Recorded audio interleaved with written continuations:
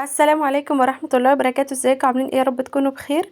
ان الله وملائكته يصلون على النبي يا ايها الذين امنوا صلوا عليه وسلموا تسليما. اللهم صل وسلم وبارك عليك يا رسول الله. غدانا بقى النهارده مختلف ليه بقى؟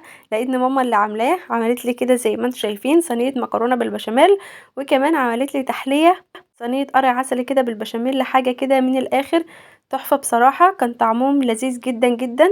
زي ما انتم شايفين كده، اول حاجه عملتها سلقت المكرونة كده زي ما انتوا شايفين، وبعدين صفيتها كده وشطفتها عشان ما يبقاش فيها اي نشا خالص زي ما انتوا شايفين كده.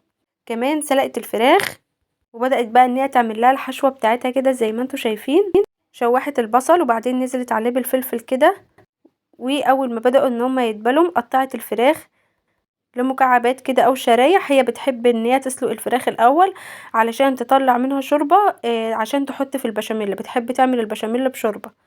سلقت الفراخ وقطعتها وقامت بقى عامله لها التتبيله الجميله بتاعتها ديت زي ما انتوا شايفين كده. الخضار كده شكله يفتح النفس، هيتحط بقى ايه جوه المكرونه كده، يبقى طعمه تحفه. طبعا ما تنسوش تحطوا اللايك الجميل بتاعكم كده، وتشتركي في القناه لو انت مش مشتركه، وتفعلي الجرس عشان يوصلك كل الفيديوهات الجديده اللي احنا بنعملها. نزلت بقى بالتوابل كده زي ما انتوا شايفين، ملح وفلفل اسود وبهارات فراخ وربع معلقه من السبع بهارات وملح، وقلبتهم كده كلهم مع بعض. وبدأت بقى ان هي تنزل بالفراخ كده زي ما انتوا شايفين قطعتها كده لشرايح. طبعا الفراخ مستوية، فهي هتديلهم بس ايه تشويحة كده مع بعضهم عشان يتطعموا من بعض، لكن كل حاجة كده مستوية. هي بتحب تعمل ايه كل حاجة كده بالترتيب، يعني بتحب تسلق المكرونة وبعدين تعمل الحشوة، واخر حاجة بقى تعملها البشاميل عشان خاطر ايه متنساش حاجة كده، وكل حاجة تطلع مظبوطة وطعمها حلو. يعني ما بتولعش كده حاجتين على النار في وقت واحد طالما هي معاها وقت. زي ما انتوا شايفين كده بقى، خلصت الحشوة هتعمل بقى البشاميل. حطت كده معلقتين كبار من السمنة، واول ما دابهم هتنزل باربع معالق من الدقيق. تفضل تقلب فيهم كده مع بعض زي ما انتوا شايفين لحد ما الريحة بتاعتهم تطلع كده، والدقيق يتحمص. هي بتقول كده لازم الدقيق يتحمص وريحته تطلع كده وياخد اللون الاصفر الجميل. بدأت بقى كده ان هي تقلبهم بالمضرب كده علشان خاطر الدقيق ما يكتلش، وهيعمل كتل منك لما تيجي تنزلي عليه باللبن. فهي عشان كده بتفك كده الاول زي ما انتوا شايفين، وتفضل تقلب فيه لحد بقى ايه ما ياخد التحميصه الجميله، وبعد كده بتنزل عليه باللبن والشوربه والبهارات. زي ما انتوا شايفين كده نزلت عليه بكيلو من الحليب، وهتقلب طبعا على طول كده بالمضرب عشان خاطر ما يكتلش، لانك لو سبتيه دقيقتين هتلاقي الدقيق كتل معاكي كده في اللبن ومش هيبقى حلو خالص، وهيعذبك انتي على ما يفك. فهي خفقت فيه كده بسرعة زي ما انتوا شايفين عشان خاطر الدقيق يفك. وهتنزل بقى عليه بكوباية الشوربة اللي هي كانت سالقة فيها الفراخ، عشان خاطر هي بتقولي انا معرفش كده اعمل البشاميل من غير شوربة، لازم تحط عليه شوربة. الشوربة بتديله طعم حلو وبتخليه ايه دسم كده. زي ما انتم شايفين نزلت كده بكوبايه من الشوربه، وبدات بقى ان هي تقلب فيه كده، وهتحط له بقى الملح والفلفل الاسود، هتفضل تخفق فيه كده لحد ما يتقل. هنا بقى حطت حوالي 3 او 4 معالق كده من القشطه، عشان تديله برضو دسامة حلوة كده وتديله طعم حلو. وهتسيب الباقي بقى ديت علشان تحطه على البشاميل بتاع القرع العسلي. بصراحة زوجي قال لي انا عايز قرع عسلي وعايز مامتك اللي تعملهولي، من يوم ما كلوا من ايدها ايام الخطوبة، وهو بيحب ياكله من ايدها على طول. هو انا بعمله زيها وهي اللي معلمهولي، لان طبعا انا ما كنتش بعرف اعمله بصراحة، وهي اللي معلمهولي.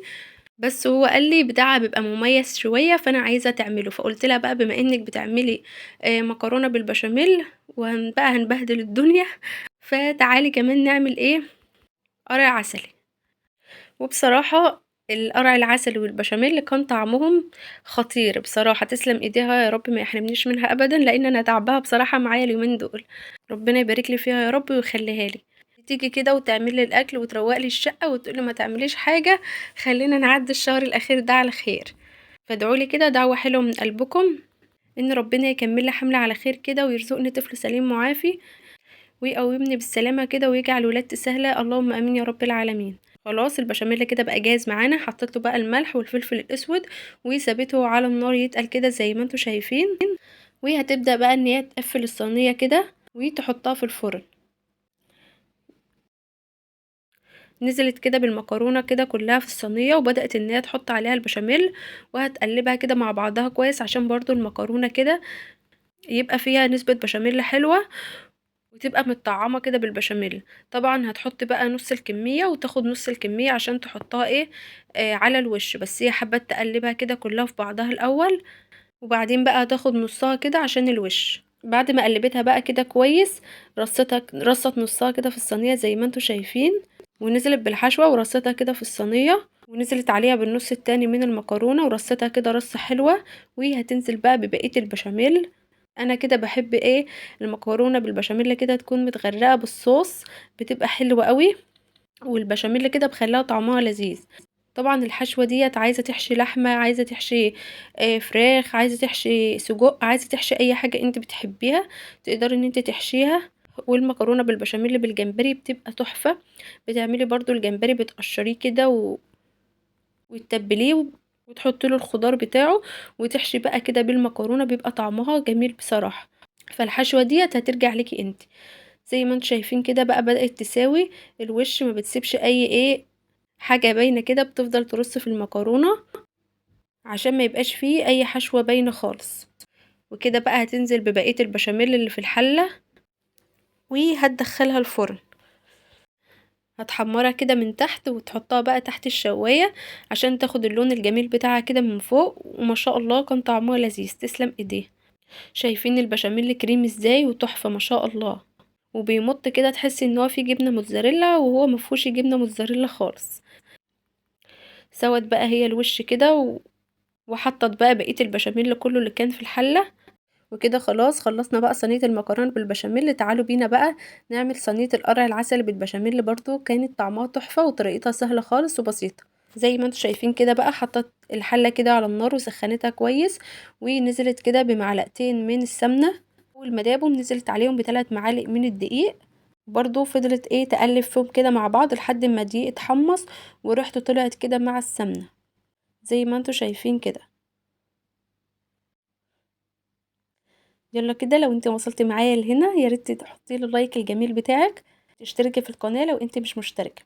هنا بقى القرع العسلي بصراحه احنا كنا مخزنينه في الفريزر وبطلعه كده، مخزناه كده بالميه بتاعته. بخزن القرع العسلي في كيس لوحده والميه في كيس لوحدها، ولما بعوز اعمل قرع عسلي بطلع منه كده على طول. طلعناه وسيبناه يفك كده في الصينيه زي ما انتم شايفين، وفردناه كده. اول ما الدقيق كده اخد تشويحه مع السمنه، نزلت عليه كده بكوبايه الميه اللي احنا كنا سالقين فيها القرع وعينينها كده مع القرع في الفريزر. حطت كوباية مية من بتاعة القرع عسلي، وحطت كوباية حليب، طبعا السكر حسب الرغبة، وحطت كده رشة فانيليا، وكده تعملي احلى بشاميل. هو نفس البشاميل بتاع المكرونة، بس الفرق ان ده بيبقى بشاميل مسكر، يعني بنحط عليه فانيليا وسكر، وطبعا بنحط بدل الشوربة المية بتاعة القرع، فطبعا بتبقى مسكرة، بس هما نفس الطريقة. حطت بقى كوباية الحليب كده زي ما انتوا شايفين، وقلبتهم كده مع بعض لحد بقى ما البشاميل تقل كده، وفي الاخر خالص بتقوم حطاله السكر والفانيليا. بتقولي الفانيليا هتتحط في الاخر خالص علشان طعمها يفضل في البشاميل كده ما يروحش. وحطت لهم كده معلقتين القشطه اللي احنا كنا شايلينهم من البشاميل اللي فات زي ما انتوا شايفين كده، وقلبتهم بقى كلهم مع بعض، وفضلت تقلب فيهم كده لحد ما البشاميل تقل. وانا بصراحة بحب طبقة البشاميل تبقى اكتر من طبقة القرع العسلي، لان البشاميل ده بصراحة بيبقى طعمه حلو قوي. خلاص كده بعد ما البشاميل تقل معانا كده زي ما انتم شايفين، حطيت له بقى الفانيليا وقلبته كده مع بعض كويس. وكده خلاص البشاميل كان معانا جاهز. هتحطه بقى على القرع العسلي وتدخله بقى الفرن كده مع صينية المكرونة بالبشاميل كده يتحمروا مع بعض. جربوا القرع العسلي بالطريقه ديت وهيعجبكم قوي. وطبعا اليومين دول لو مش متوفر قرع عسلي وانتي مش مخزناه، تقدري تعملي الطريقه ديت بس بالبطاطا. طبعا البطاطا موجوده اليومين دول في السوق، وده الموسم بتاعها، فتقدري ان انت تعملي البشاميل ده بس تحطي الطبقه اللي تحت ديت بطاطا. طبعا هتعجبكم قوي. صينيه القرع العسلي طلعت من الفرن كده تحفه زي ما انتم شايفين، وكمان صينيه المكرونه بالبشاميل. الهنا والشفا على قلوبكم، واستنونا في فيديوهات تانية كتير. سلام.